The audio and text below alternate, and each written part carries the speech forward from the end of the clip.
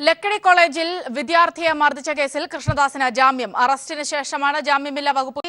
അന്വേഷണ ഉദ്യോഗസ്ഥരെതിരെ കോടതിയുടെ വിമർശനം. വിവരങ്ങളുമായി സാലിഹ് മുഹമ്മദ് ചേരുന്നുണ്ട്. സാലി, എന്തൊക്കെ കാര്യങ്ങളാണ് ഈ കേസുമായി ബന്ധപ്പെട്ടുണ്ടായിട്ടുള്ളത്? കൃഷ്ണദാസ് ഉൾപ്പെടെയുള്ള 3 പ്രതികൾക്കാണ് ഹൈക്കോടതി ജാമ്യം അനുവദിച്ചത്. ജാമ്യം ലഭിച്ചവരിൽ PRO സഞ്ജിത് വിശ്വനാഥനും ഉണ്ട്. 1 ലക്ഷം രൂപയും തുല്യ തുകയ്ക്കുള്ള 2 ആൾ ജാമ്യമാണ് ജാമ്യത്തിലുമാണ് ഇവരെ മോചിപ്പിക്കാൻ കോടതി നിർദ്ദേശിച്ചിരിക്കുന്നത്.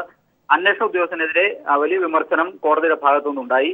പ്രതികൾക്കെതിരെ കേസ് ഡയറിയിൽ മതിയായ തെളിവില്ല എന്നൊരു നിഗമനമാണ് കോടതി കണ്ടെത്തിയിരിക്കുന്നത്. കേസ് ഡയറിയും 4 സാക്ഷിമൊഴികളും കോടതി പരിശോധിച്ചു. എന്നാൽ പ്രതികൾക്കെതിരെ ആരോപണങ്ങൾ തെളിയിക്കാൻ തക്ക കാര്യങ്ങൾ, അറസ്റ്റിന് തക്ക കാര്യങ്ങൾ അതിലില്ല എന്നാണ് കോടതി വിലയിരുത്തിയിരിക്കുന്നത്. മാത്രമല്ല, പരാതിക്കാരന്റെ മൊഴിയിൽ ചില വൈരുദ്ധ്യങ്ങൾ ഉണ്ടായിരുന്നു. അത് പരിശോധിക്കുന്നതിൽ അന്വേഷണ ഉദ്യോഗസ്ഥൻ വീഴ്ച വരുത്തി എന്നൊരു നിഗമനത്തിലും കോടതി എത്തിയിട്ടുണ്ട്.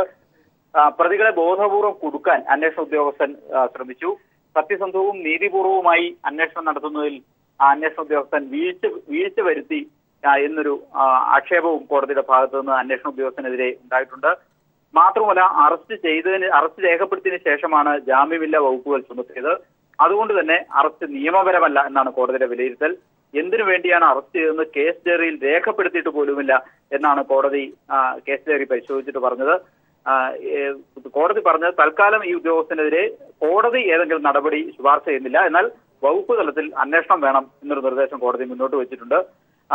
ഇതോടെ കേസിലെ 7 പ്രതികൾക്കും ജാമ്യം ലഭിക്കുന്ന സാഹചര്യമാണുള്ളത്. 2 പ്രതികൾക്ക് വിചാരണ കോടതിയായ വടക്കാഞ്ചേരി മജിസ്ട്രേറ്റ് കോടതി തന്നെ നേരത്തെ ജാമ്യം നൽകിയിരുന്നു. ഇപ്പോൾ 3 പ്രതികളുടെ ജാമ്യാപേക്ഷയാണ് ഹൈക്കോടതി പരിഗണിച്ച് അനുകൂല തീർപ്പുണ്ടാക്കിയിരിക്കുന്നത്. 2 പ്രതികൾക്കും ഇതേ കാരണത്താൽ തന്നെ ജാമ്യം ലഭിക്കുന്ന സാഹചര്യവും ആണുള്ളത്. സൗമ്യ, ഒരുപക്ഷെ സാലി, ഇവിടെ വളരെ രൂക്ഷമായ രീതിയിൽ ഈ ഒരു വിഷയത്തിൽ കോടതി ചില കാര്യങ്ങൾ പറഞ്ഞിട്ട് കൂടിയുണ്ട്. അറസ്റ്റിന് ശേഷം ജാമ്യമില്ലാ വകുപ്പുകൾ ചേർത്തതെന്നത് അടക്കമുള്ള കാര്യങ്ങൾ, ഇത്തരം കാര്യങ്ങളിലേക്ക് കൂടി വിശദമായി പോയാൽ.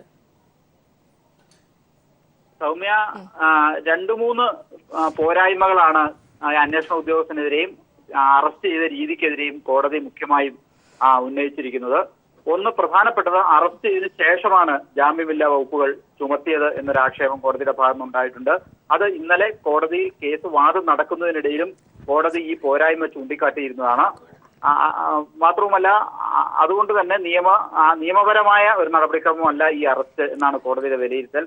എന്തിനു വേണ്ടിയാണ് അറസ്റ്റ് ചെയ്യുന്നതെന്ന് കേസ് ഡയറിയിൽ രേഖപ്പെടുത്തിയിരുന്നില്ല എന്നാണ് കോടതി പറഞ്ഞത്. കാരണം കോടതി ഈ കേസ് ഡയറിയും ഇതുമായി ബന്ധപ്പെട്ട സാക്ഷിമൊഴികളും ഹാജരാക്കാൻ ഇന്നലെ തന്നെ കോടതി നിർദ്ദേശിച്ചിരുന്നു. അതിന്റെ ഭാഗമായാണ് ഇന്ന് രാവിലെ കേസ് പരിഗണിച്ചപ്പോൾ ഈ കേസ് ഡയറിയും സാക്ഷിമൊഴികളുടെ പകർപ്പും അന്വേഷണ ഉദ്യോഗസ്ഥർ പ്രോസിക്യൂഷൻ ഹാജരാക്കിയിരുന്നു. ഇത് പരിശോധിച്ചതിന് ശേഷമാണ് കോടതി ഇക്കാര്യത്തിൽ അന്തിമ തീർപ്പ് പറഞ്ഞത്. ഏതായാലും കേസ് ഡയറിയിൽ മതിയായ തെളിവില്ലാതിരുന്നിട്ട് കൂടി പ്രതികളെ എന്തിനാണ് അറസ്റ്റ് ചെയ്തത് എന്നൊരു ചോദ്യമാണ് കോടതിയുടെ ഭാഗത്തുനിന്നുണ്ടായിരിക്കുന്നത്. അതുകൊണ്ട് തന്നെ അറസ്റ്റ് നിയമപരമല്ല. ഉടൻ 3 പ്രതികളെ ഈ ജാമ്യം ലഭിച്ചിരിക്കുന്ന പ്രതികളെല്ലാം. സാലിഹ് മുഹമ്മദാണ് വിവരങ്ങൾ നൽകിയത്.